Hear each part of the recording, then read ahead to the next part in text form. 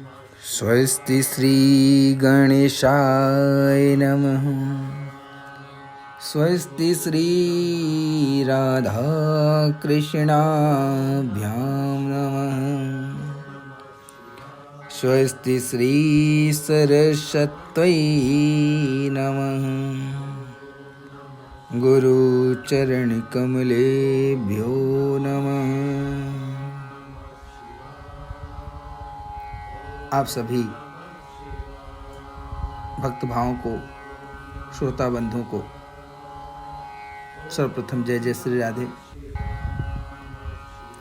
आज इस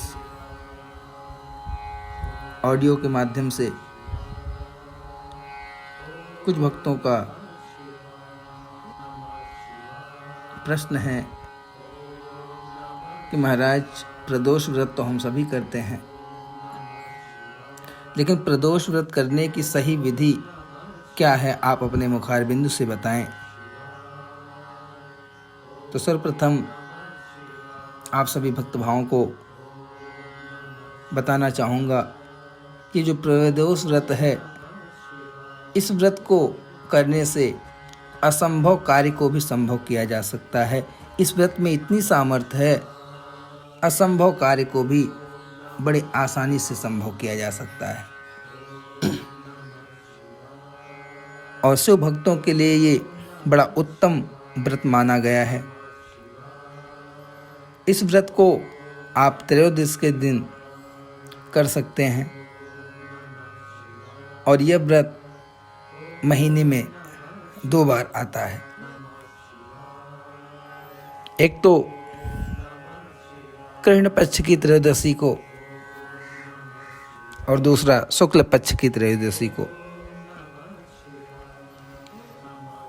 इस व्रत को करके आप माता पार्वती व शिव को प्रसन्न कर अपने मन चाहे कामना को आप पूर्ण कर सकते हैं।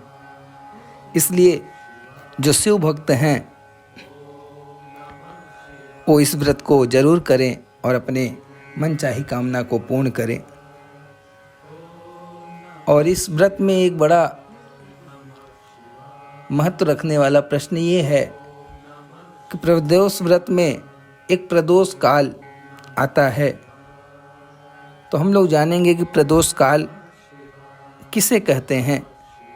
हमें समझना पड़ेगा ये प्रदोष काल क्या है, क्योंकि इस प्रदोष काल में भगवान शिव की माता पार्वती की आराधना करना बड़ा उत्तम माना गया है। तो आपको बता देना चाहूँगा कि ये प्रदोष काल, सायंकाल को ही प्रदोष काल कहा जाता है और सूर्य अस्त के 45 मिनट पहले और सूर्य अस्त के 45 मिनट बाद को ही प्रदोष काल कहते हैं। यह समय पूजा के लिए बहुत ही ज़्यादा शुभकारी माना गया है और इस समय कहा जाता है कि शिवलिंग में साक्षात शिव माता पार्वती संग विराजमान होते हैं। इसके कारण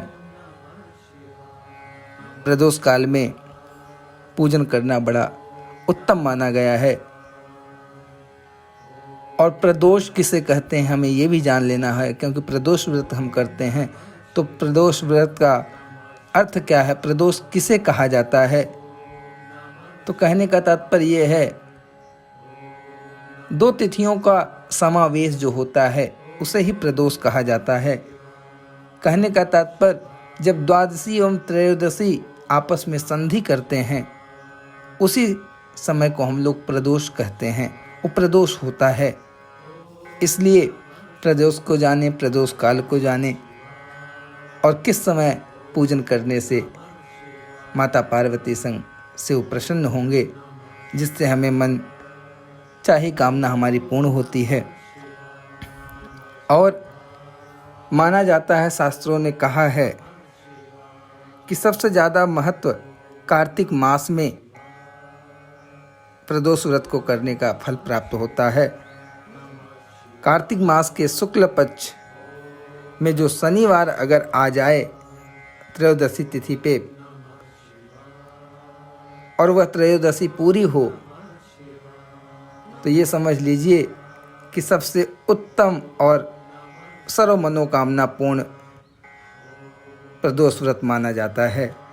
यदि यह तिथि मिल जाए तो आप समझिए कि आपको सब कुछ मिल गया है।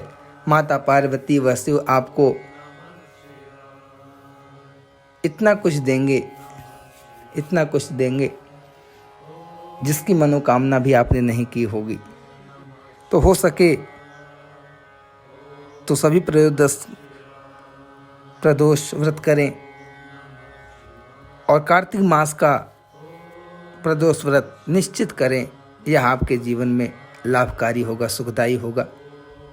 यदि प्रदोष व्रत के बारे में और कोई जानकारी आपको चाहिए तो नीचे कमेंट में लिख के आप ज़रूर भेजें, जिससे हम आगामी वीडियो या ऑडियो आपके प्रश्न के उत्तर के साथ दें।